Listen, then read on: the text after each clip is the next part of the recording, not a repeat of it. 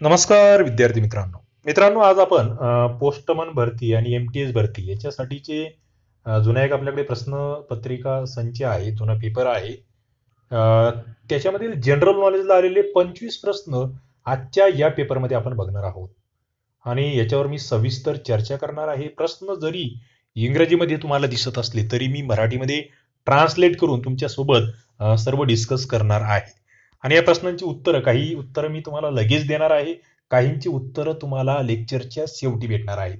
त्याच्यामुळे शेवटपर्यंत लेक्चर बघावं लागेल. आणि ही जी पीडीएफ आहे, ही पीडीएफ तुम्हाला आपलं जे STI RCP ऍप्लिकेशन आहे, त्याच्यामध्ये फ्री स्टडी मटेरियल या कॉलममध्ये तुम्हाला 1-2 दिवसामध्ये ती अपलोड करण्यात येईल. आणि जे कोर्सचे विद्यार्थी आहे त्यांच्या कोर्समध्ये ही पीडीएफ अपलोड करण्यात येईल. ओके. STI RCP ऍप्लिकेशनची लिंक तुम्हाला खाली डिस्क्रिप्शन मध्ये दिलेली आहे. त्या ठिकाणी जाऊन तुम्ही ते डाउनलोड करा आणि फ्री स्टडी मटेरियल नावाचा जो कॉलम आहे तिथे पोस्टमन एमटीएस भरतीची जी बॅच आहे त्या ठिकाणी तुम्ही याला सर्च करा. किंवा ज्यांना आपल्या कोर्सला जॉईन व्हायचं आहे त्यांनी कोर्समध्ये त्या ठिकाणी खाली लिंक आहे, कोर्समध्ये जॉईन व्हा. तुम्हाला कोर्समध्ये या सगळ्या पीडीएफ उपलब्ध असणारच आहेत. ओके, चला. आणि याच्या आधी आपण जेवढे काही प्रिव्हियस इयर क्वेश्चन पेपर्स घेतलेले आहेत त्याच्या सगळ्या पीडीएफ कोर्सच्या विद्यार्थ्यांना त्यांच्या कोर्समध्ये उपलब्ध आहे. त्याचे सर्व लेक्चर्स त्यांना तिथे उपलब्ध आहेत. बघा, आपण पहिल्याच प्रश्नाकडे जाऊया. मल्टिपल चॉईस क्वेश्चन्स या ठिकाणी आहेत, म्हणजेच MCQ क्वेश्चन्स या ठिकाणी आहे. ऑनलाईन स्वरूपाची तुमची परीक्षा होणार आहे, कॉम्प्युटर बेस आपण ज्याला म्हणतो त्या पद्धतीने. बघा, प्रश्न कसे आहे, थोडस मला काही प्रश्नांची उत्तरं तुमच्याकडून अपेक्षित असणार आहे. आणि या ठिकाणी तुम्ही हा पेपर याच्या आधी नक्कीच कधीच बघितलेला नसणार आहे. तुम्हाला आजच्या पेपरमध्ये कळेल की नेमकं काय विचारलं जातं पोस्टमन आणि एमटीएस भरतीला. मित्रांनो, काय होतंय, बऱ्याच जणांना कळत नाही नेमकं काय विचारतात काय नाही. आणि एक गोष्ट लक्षात घ्या, पोस्टमन मेलगार्ड ही 12वीवर आणि एमटीएस हे 10वीवर दोघांसाठीचा सिलेबस सेम आहे. काठिण्य पातळीत खूप जास्त फरक नसतो. थोडस पोस्टमन भरतील थोडे अवघड प्रश्न येतात एमटीएस पेक्षा, मात्र अभ्यास सारखाच आहे. एमटीएस पेक्षा पोस्टमनला थोडस डीप मध्ये जाऊन अभ्यास करावा लागतो. मात्र हे प्रश्न दोन्ही परीक्षांसाठी तितकेच महत्वाचे आहेत, हे आधी लक्षात घ्या. चला, पहिला प्रश्न. नॅशनल स्पोर्ट किंवा गेम ऑफ इंडिया कोणता आहे? भारताचा राष्ट्रीय खेळ कोणता? अशा स्वरूपाचा हा प्रश्न आहे. आणि मला असं वाटतं याचं उत्तर प्रत्येकाला आलं पाहिजे. ओके. मग राष्ट्रीय क्रीडा दिन या ठिकाणी तुम्हाला उद्या विचारलं जाईल. कोणाच्या स्मरणार्थ तेही तुम्हाला विचारले जाईल, आलं पाहिजे. ऑप्शन आहे क्रिकेट, हॉकी, फुटबॉल, चेस. मित्रांनो, सरळ सरळ आता आपल्याला माहिती, क्रिकेट नाहीच कट होतो, चेस नाहीच कट होतो, मग हॉकी की फुटबॉल याच्यात काही जणांचा गोळ होईल, मात्र बऱ्याच जणांना कळेल नाही नाही या ठिकाणी हॉकी आहे. मग हॉकीचा जादूगार कोण, याचं उत्तर तुम्हाला देता येतं का? ते देता येत असेल तर समजायचं आपलं वाचन चांगलं आहे. क्रीडा दिन कधी आहे, विज्ञान दिन कधी आहे राष्ट्रीय, याची उत्तर आम्हाला देता आली पाहिजेत. आता याचं उत्तर दिलंय मी तुम्हाला. सगळ्या प्रश्नांची उत्तरं मी सुरुवातीला देणार नाहीये, काहींची उत्तरं शेवटी देणार आहेत. ओके, पुढचं बघा. Viticulture in agriculture refers to. मित्रांनो, आता या ठिकाणचा हा इंग्रजीमधील प्रश्न आहे. ऍग्रिकल्चर संदर्भातली व्हिटिकल्चर ही एक महत्वाची कन्सेप्ट आहे. हा प्रश्न मी तुमच्यासाठी देतोय. बघा, वॉर्म रिअरिंग असेल, ग्रेप प्रोडक्शन आहे, ऑनी मेकिंग आहे, नॉन ऑफ दिस. म्हणजे या ठिकाणी जर बघितलं तुम्ही तुमच्यासाठी इथे वृक्ष आपलं जे द्राक्ष आहे त्याच्या उत्पादनासंदर्भातलं, मध निर्मिती संदर्भातले अत्यंत महत्वाचे मुद्दे आहेत. तुम्हाला मी जे ट्रान्सलेशन नावाचे जे काही लेक्चर्स घेतलेले आहे आतापर्यंत, ते आता युट्यूबला सगळेच उपलब्ध नाहीये, एखाद दोन भेटेल तुम्हाला. मात्र जे पोस्टमन एमटीएस भरती कोर्सचे विद्यार्थी आहेत, ज्याची लिंक खाली आहे, त्या विद्यार्थ्यांना ट्रान्सलेशनचे लेक्चर्स उपलब्ध आहेत. ज्यांना ट्रान्सलेशन जमतं, ज्यांनी शब्दसंपत्ती, तुम्हाला मी एक व्होकॅब्युलरीची डिक्शनरी दिलेली आहे त्याच्यामध्ये, ते जर ज्यांनी केलं आहे त्यांना व्हिटिकल्चर म्हणजे काय हे कळेल. ज्यांना व्हिटिकल्चर कळालं त्यांनाच या प्रश्नाचं उत्तर देता येईल. बघूया आपण. मी शेवटच्या टप्प्यात तर उत्तर देणार आहे, मात्र या ठिकाणी किती जणांचं हे बरोबर येते. 2 नंबरचा हा प्रश्न आहे. ओके, पुढे आपण जातो आहोत तिसऱ्या प्रश्नाकडे. बघा, तिसरा प्रश्न काय आहे? Gold revaluation in agriculture refers to. मित्रांनो, अत्यंत महत्वाचा प्रश्न. आधी मराठी ट्रान्सलेशन सांगतोय. आणि तुम्ही 10वी पास झालेली असू द्यात, 12वीला पास झालेली असू द्यात, तुमचं कितीही इंग्रजी वीक असू द्या, मी पूर्ण तुम्हाला मराठीमध्ये शिकवतोय. आणि थोडं थोडं डेअरिंग करा यार. ज्याच्यात दम आहे ना, ज्याच्यामध्ये कॉन्फिडन्स आहे का, तो व्यक्ती या जगामध्ये जिंकतो. आणि ज्याच्यामध्ये आत्मविश्वास नाही का, तो हारतो. बुद्धी डोकं सारखंच आहे सगळ्यांना. आधी बरेच जण काय इंग्रजी आहे, काही जण व्हिडिओ बघणं सोडून देतील. अरे माझ्या डोक्याचा भुगा होतोय. मित्रांनो, जिथे भुगा सुरू होतो का तिथे दम धरायचा, पळायचा नाही, पळपुटीपणा करायचा नाही.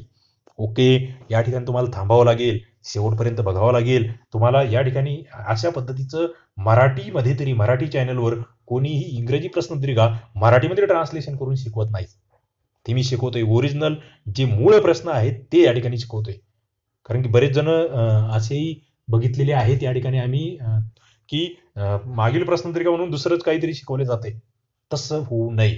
ओके, चला. गोल्डन सोनेरी क्रांती कशाला म्हटलं जातं मित्रांनो? गोल्डन म्हणजे काय? सोनं. गोल्ड म्हणजे सोनं. सोपं आहे. रिव्हॅल्युएशन म्हणजे काय? क्रांती. ऍग्रिकल्चर म्हणजे काय?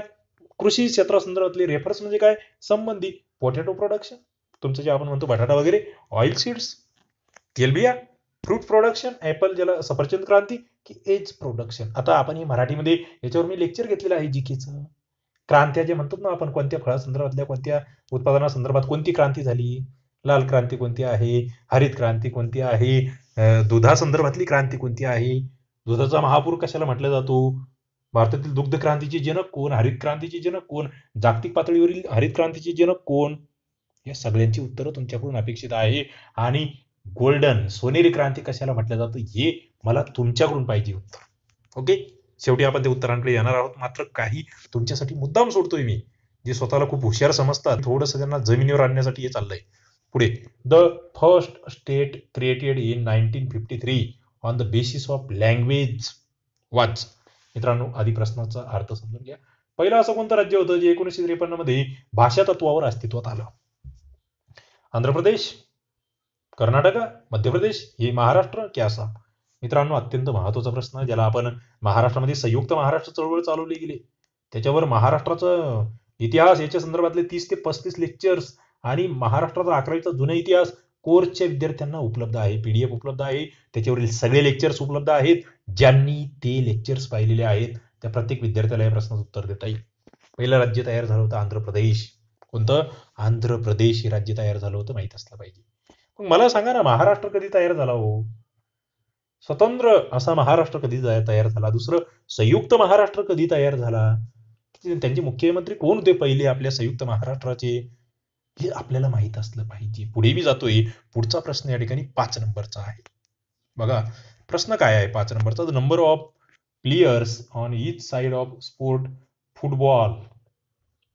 मित्रांनो, फुटबॉलमध्ये एका एका साईडला किती प्लेयर असतात? प्रश्न तुमच्यासाठी आहे, उत्तर तुम्ही द्यायचं आहे. 5 नंबरचा प्रश्न. आणि इथे पुन्हा एकदा सगळ्यांनी नीट लक्ष द्या. प्रश्न कशावर येतोय? गेम्स. प्रश्न कशावर येतोय? ऍग्री. प्रश्न ऍग्रिकल्चरवर. त्याच्यानंतर म्हणजे ऍग्रिकल्चर म्हणजे हे थोडंसं भूगोलाला सुद्धा कव्हर करतं, जिओग्राफीला. इथे हा प्रश्न कशावर येतोय? इतिहासावर, हिस्ट्रीवर, जे फ्रीडम स्ट्रगल म्हणतोय आपण त्याच्यावर. या ठिकाणी हा प्रश्न करंट अफेअर्सशी संबंधित आहे, थोडंसं क्रीडाशी संबंधित आहे. आणि पुढे जातोय मी. पुढचा प्रश्न तुमचा अर्थशास्त्रावरचा आहे, भूगोलावरचा आहे. काय? In sexual production of following plants the first event involve. बघा जे काही आपण बघा, हा विज्ञानाशी निगडीत प्रश्न आहे. सॉरी, जे आपण विज्ञान म्हणतो आहे किंवा सायन्स म्हणतो, सायन्समध्ये आपण बघतो सेक्शुअल प्रोडक्शन म्हणजे ज्याला नवीन उत्पादन निर्मिती म्हणतो आपण. ओके, लैंगिक याच्या संदर्भातली. त्याच्यामध्ये सगळ्यात आधी कोणती क्रिया घडते? फर्टिलायझेशन, जर्मिनेशन की रिजनरेशन की पॉलिनेशन? अत्यंत महत्वाचा प्रश्न आहे आणि याचं उत्तर तुम्हाला लेक्चरच्या शेवटच्या टप्प्यामध्ये आपण देणार आहोत. पुढे जातोय मी. विज्ञान, ज्यांचं विज्ञान सायन्स इंग्लिश शाखेतून झालेलं आहे त्यांना या प्रश्नाचं उत्तर आताच देता आलं पाहिजे. पुढे 7 नंबरचा प्रश्न. Area wise smallest state in India. जिओग्राफीचा प्रश्न आहे. भूगोलाचा, भारताचा भूगोल. सगळ्यात लहान राज्य कोणतं? जे क्षेत्रफळानुसार आहे. तुम्हाला मी सांगितलंय सगळ्यात लहान राज्य, सगळ्यात मोठं राज्य. कशानुसार? एक क्षेत्रफळानुसार आणि दुसरं लोकसंख्येनुसार. सगळ्यात लहान सगळ्यात मोठं माहीतच असलं पाहिजे, तोंडपाडच असलं पाहिजे. सगळ्यात लहान राज्य कोणतं आहे? सिक्कीम, गोवा, केरळा की झारखंड? मित्रांनो, इंटरेस्टिंग. मला माहिती आहे तुम्ही हे 2 ऑप्शन कटच करणार, मात्र सिक्कीम की गोवा. उत्तर आलं पाहिजे. उत्तर येत नसेल तर मग समजायचं, अरे बाबा मला झोपवणं कमी करावं लागेल, मला लाईव्ह लेक्चर्स अटेंड करावे लागतील, नाहीतर माझं काही खरं नाही, मला कोर्स जॉईनच करावा लागेल. कारण की तुम्ही जर अशा भ्रमात असाल, अरे बाबा हे टाइमपास आहे, मी भरले 500 रुपयाची फीस भरली आहे, मी 1000 रुपयाचे 2 फॉर्म भरून टाकले आणि झालं आता माझं ते तशांचं काम नाहीये. इथे प्रामाणिक नियोजनबद्ध अभ्यास करावा लागेल. बघा पुढे, थिअरी ऑफ नॅचरल सिलेक्शन वाज प्रपोज बाय, बघा, नॅचरल सिलेक्शन, निसर्ग निवडीचा सिद्धांत कोणी मांडला? मित्रांनो, काही बाबी मी तुम्हाला सांगतोय, मात्र मला काही तुमच्याकडून माहित पाहिजे. चार्ल्स डार्विन, जी मेंडेल, ग्रेगॉर मेंडेल म्हणतो आपण याला, पुढे जीन बाप्टिस्ट लॅमार्क, ओके, आणि पुढे नन ऑफ द अबाव. मित्रांनो, काय तुम्ही या ठिकाणी सांगणार आहात? उत्तर तुमच्याकडूनच अपेक्षित आहे. मी विज्ञानावर खूप सारे लेक्चर्स घेतलेले आहेत, आपले लाईव्ह घेणं चालू आहे, आपले युट्यूब चॅनलला सुद्धा खूप सारे लेक्चर्स आहेत, विज्ञानावरच्या खूप साऱ्या टेस्ट आहेत. विज्ञानाची उत्तरं तुम्हाला देता आले पाहिजेत. बघू पुढे 9 नंबरचा प्रश्न, the deepest port of India. बघा, सगळ्यात खोल बंदर कोणतं भारतातलं? चेन्नई, कोचीन, विशाखापट्टणम की कन्याकुमारी? जनरल नॉलेजचा प्रश्न आहे, भूगोलाचा प्रश्न आहे, उत्तर देता आलं पाहिजे. उत्तर तुमच्याकडून अपेक्षित आहे. 10 नंबरचा प्रश्न, द इंडियन सिटिझनशिप ऍक्ट वाज पास इन कधी? बघा, भारतीय नागरिकत्व कायदा कधी पास झाला? आता याच्यात बरेच जण म्हणतील सर उत्तर सांगा. उत्तर मी सांगतो तुम्हाला शेवटच्या टप्प्यात, मात्र तुम्हाला काय येतं ते मला जरा कळू द्या ना. काय, बरेच जण लेक्चर्स बघत नाहीत. अरे, लेक्चर्स बघत नाही म्हणजे काय? तुम्हाला येत असेल तर बघू नका ना, जर येत नाही तर बघावीच लागेल तुम्हाला हे लेक्चर्स. नागरिकत्व कायदा, मित्रांनो, भारतीय राज्यघटनेमध्ये नागरिकत्वा संदर्भातल्या तरतुदी कोणत्या भागात आहे आणि कोणत्या कलमापासून कोणत्या कलमापर्यंत आहे हे मला तुम्ही कमेंट बॉक्समध्ये सांगा. नागरिकत्व कायदा कधीचा आहे तुम्हाला सांगताच आला पाहिजे. भारतीय राज्यघटना, इंडियन पॉलिटी, आणि याच्यावरील तुम्हाला ई बुक सुद्धा मी दिलेला आहे. भूगोलावरील ई बुक दिलेला आहे, इतिहासावरील ई बुक दिलेला आहे. सगळे लेक्चर्स आपल्या कोर्समध्ये उपलब्ध आहेत. ज्यांनी केलंय त्यांना उत्तर आलंच पाहिजे, आलंच पाहिजे उत्तर. ओके, पुढे जातोय मी. The interpreter and guardian of the Indian constitution. मित्रांनो, भारताची जी राज्यघटना आहे ना, तिचे संरक्षक म्हणून कोणाला ओळखतात तुम्ही? भारतीय राज्यघटनेचं संरक्षण कोण करणार आहे? President, prime minister, supreme court की हायकोर्ट? बघा, अत्यंत इंटरेस्टिंग आणि विचारला गेलेला प्रश्न आहे. या ठिकाणी मी याचं उत्तर देऊन टाकतो. सुप्रीम कोर्ट, जे सर्वोच्च न्यायालय आहे, यांची जबाबदारी आहे की राज्यघटना जी आहे ती सुरक्षित ठेवायची. तुम्हाला माहित आहे सर, सुप्रीम कोर्ट आणि इकडे संसद यांच्यामध्ये काही वेळेस वादविवाद तयार होतात.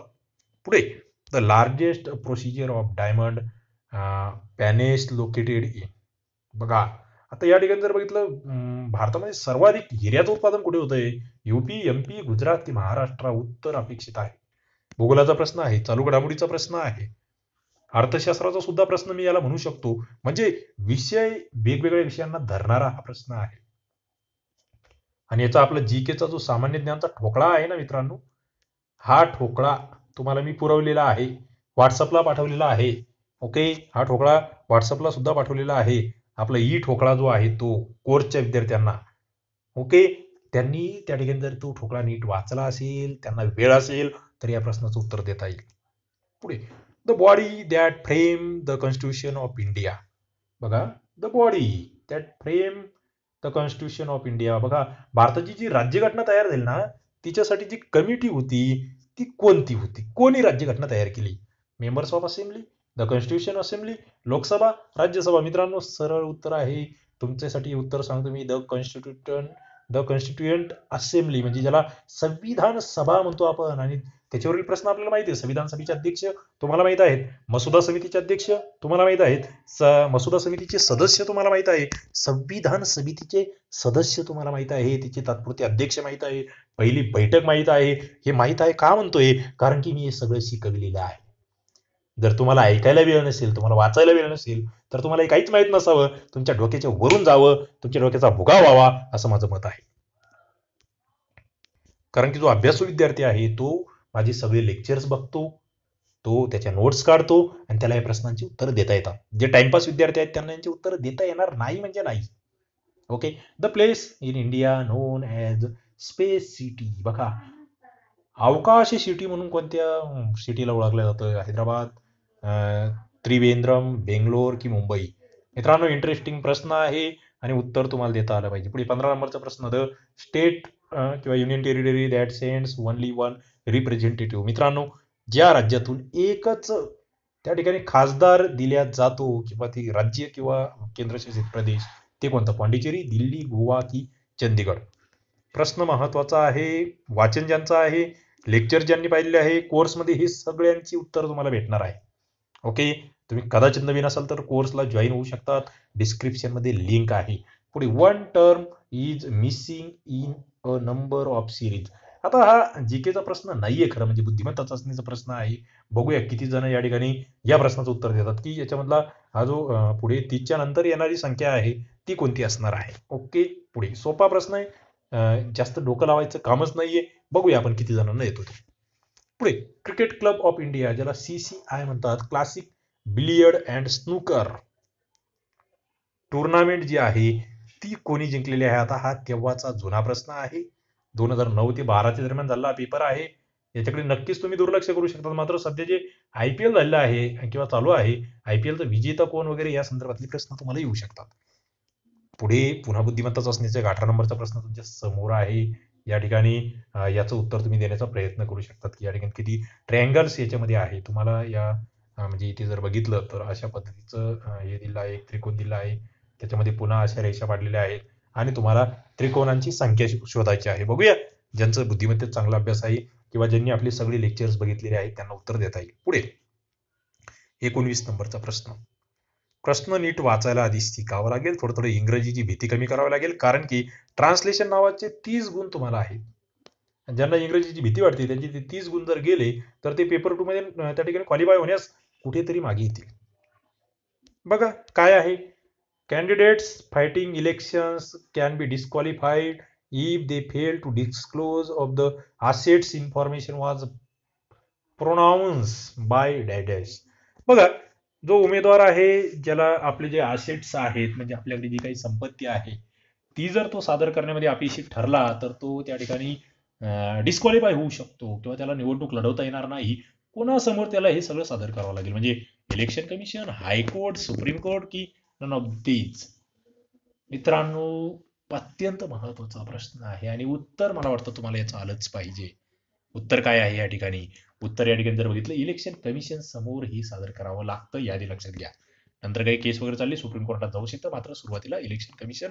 आता इथे तुम्हाला हेही माहिती असलं पाहिजे इलेक्शन कमिशन निवडणूक आयोग जो आहे तो कोणत्या कलमानुसार आलेला आहे. सध्याचे निवडणूक आयुक्त कोण आहेत, सध्या कुठे कुठे निवडणुका होत आहेत, कोणत्या राज्यांमध्ये किंवा त्यांचे झालेले आहेत, त्यांचे निकाल लागलेले आहेत, हे तुम्हाला माहित असलं पाहिजे. पुढे plastic currency notes are to be launch in the year. बघा प्लास्टिक करन्सी नोट कधी भारतामध्ये लॉन्च झाली आहे, करंट अफेअर्सचा प्रश्न आहे. बघूया किती जण उत्तर देण्याचा प्रयत्न करतात. पुढे paper currency first stated in India. Paper currency भारतामध्ये कधी सुरू झाली. मित्रांनो अर्थशास्त्राचे हे प्रश्न आहेत. कशाचे. अर्थशास्त्राने हा 20 नंबरचा थोडं अर्थशास्त्र करंट अफेअर्स, 21 नंबरचा पूर्णतः अर्थशास्त्र. ओके. पेपर करन्सी भारतामध्ये कधी आली. अर्थशास्त्राचे लेक्चर्स आपण घेतलेले आहेत. अर्थशास्त्राचं ई बुक उपलब्ध आहे. कोर्सच्या विद्यार्थ्यांनी ते वाचलेलं असेल तर या प्रश्नाचं उत्तर देता येईल. पुढे 22 नंबरचा प्रश्न. भारत टू आणि उत्तर नाही देता आले म्हणून घाबरून जाऊ नका. या ठिकाणी तुम्हाला सरळ सरळ कसे प्रश्न येतात ते समजून घ्यायचे, कोणत्या मुद्द्यांवर प्रश्न येतात. बघा हा थोडासा पर्यावरणासंबंधित प्रश्न आहे. Bharat two is connected with. Bharat two काय आहे, नेमकं कसे संबंधित आहे.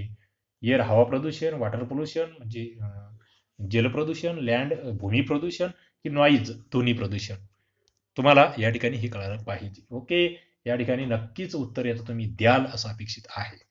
भारत स्टेज म्हणतो ना आपण त्याला, BS म्हणतो. बघा आता BS 6 चालू झालंय. आता काही जणांच्या डोक्यात उजेड पडला असेल की कसे संबंधित आहे.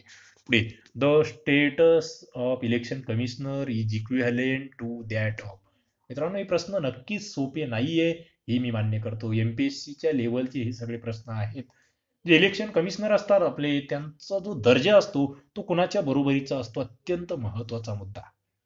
याची जीकेची PDF कोर्सच्या विद्यार्थ्यांना उपलब्ध आहे आणि याच्यावरील लेक्चर सुद्धा उपलब्ध आहे. बघूया आपण हायकोर्टचे जज, सुप्रीम कोर्टचे जज, डिस्ट्रिक्ट जज की मॅजिस्ट्रेट. उत्तर तुमच्याकडून अपेक्षित आहे आणि ज्यांना उत्तर येत नाही त्यांनी एकदा नीट शांततेने बसायचं 2 मिनिट आणि आपण किती लेक्चर्स बघितले. आपल्या कोर्समध्ये आतापर्यंत 300+ लेक्चर्स अपलोड झालेले आहेत. दररोजचे किमान 1-2 लाईव्ह लेक्चर्स होत आहेत. आपण किती लेक्चर्स बघतो याचा जरा नीट विचार करायचा आहे. हे का करतोय मी, हे मुद्दाम करतोय कारण की मित्रांनो आपल्याकडे जे ऍडमिशन्स आहेत त्याच्यातले 90% विद्यार्थी असे आहेत ज्यांना लाईव्ह लेक्चर्स बघायला वेळ भेटत नाही. 70% विद्यार्थी असे आहेत ज्यांना कोणतंच लेक्चर बघायला वेळच भेटत नाही. बरेच विद्यार्थी असे आहेत ज्यांनी फक्त ऍडमिशन घेऊन ठेवलंय, लेक्चर्स त्यांना बघावीशी वाटत नाही. अशांना थोडंसं यांच्यामध्ये सुधारणा व्हावी, हा माझा हेतू आहे. पुढे जातोय मी. 24 नंबरचा प्रश्न. Who discovered circulation of blood in the human body? मित्रांनो, मानवी शरीरातील जे काही ब्लड सर्क्युलेशन आहे, ज्याला आपण रक्ताभिसरण म्हणतो, याचा शोध कोणी लावला? Edward Jenner, Joseph Lister, William Harvey की जॉन इस्बस असं म्हटलेलं आहे. मित्रांनो, या ठिकाणी नक्कीच याचं उत्तर येणं अपेक्षित आहे. विज्ञानाचं ई बुक किती जणांनी वाचलं आणि विज्ञानावरील लेक्चर्स किती जणांनी बघितले, एकदा थोडस स्वतःला विचारा. आणि रक्ताभिसरण संस्थेचा शोध कोणी लावलाय? अत्यंत सोपं नाव, लगेच लक्षात येईल. पुढे जातोय 25 नंबरचा प्रश्न. The momentum of a massive object at rest is? मित्रांनो, the momentum of a massive object at rest is very large, very small, zero की इन्फिनिटी? आता हा प्रश्न जो आहे, याचा अर्थ तुम्ही शोधायचा, प्रत्येक शब्दाचा अर्थ डिक्शनरीमध्ये तुम्ही बघायचा आणि याचं उत्तर तुम्ही शोधायचं. शेवटचा प्रश्न, मुद्दाम याचं ट्रान्सलेशन मी तुम्हाला सांगत नाहीये, कारण की तुम्हाला स्वतःचं डोकं वापरण्याची सवय लागावी. काही जणांना माझा रागही येत असेल, तर असं कुठे असतं का? लेक्चर घेतायत मग उत्तर सांगायला काय झालं? मित्रांनो, आम्ही दररोज लेक्चर घेतो, दररोज उत्तरं सांगतो. तुम्ही जर एखादं लेक्चर बघत असाल आमचं, तर तुम्हाला त्याच्यात उत्तर भेटणार नाही. डेली बघावी लागेल. तुम्ही नवीन असाल तर चॅनलला सबस्क्राईब करा. लेक्चर आवडलं असेल तर लाईक करा आणि नक्कीच आपलं ॲप्लिकेशन डाउनलोड करा. त्याच्यावर फ्री मटेरियल सुद्धा भरपूर आहे. आणि या प्रश्नांची उत्तरं तुम्हाला आपलं जे फ्री स्टडी मटेरियल नावाचा कॉलम आहे आपल्या ॲप्लिकेशनमध्ये, फ्री स्टडी मटेरियल, त्याच्यामध्ये याची आन्सर की पुढील 1-2 दिवसामध्ये अपलोड होईल. त्या ठिकाणी जाऊन याची उत्तरं नक्की बघा. माझं तर मत आहे तुम्ही स्वतः ज्यांचा अभ्यास आहे त्यांना या ठिकाणी उत्तरं शोधता येतील. बरेच जण नेटवर सुद्धा शोधण्याचा प्रयत्न करतील. त्यांनी ती शोधावे आणि स्वतःला डेव्हलप करावं. या ठिकाणी थांबतो. धन्यवाद.